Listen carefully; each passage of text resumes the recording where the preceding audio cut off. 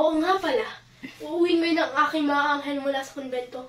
Ipinagluto ko sila ng masarap na hapunan. Sa wari ko'y gutom na gutom ang mga iyon. Naku po, dumating ang aking asawa at kinain niya ang lahat. Wala na akong nagawa. Kaawa-awa naman ang aking mga anghel. Sandali, may tumatawag sa akin. Diyos ko po! Basilio!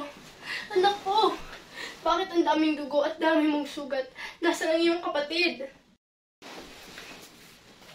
Kinabukasan, agad ako nagtungo sa konbento. Bakit nila sinasabing isang kawatan ng aking Crispin at ang aking Basilio ay isang kriminal? Hindi yun totoo! Mahirap man kami, ngunit marangal ang aming pamumuhay.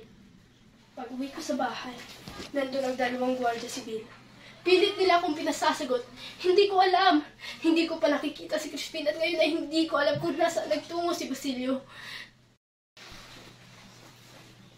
Ako, si Sisa.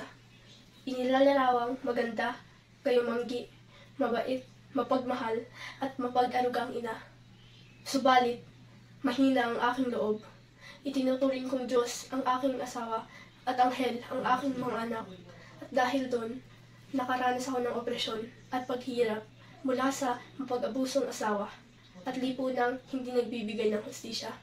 Ako, ang representasyon ng Pilipinong ina sa panahon ni Rizal. Bilang dukha, mangmang, at kahabag-habag sa maling pagtitiis.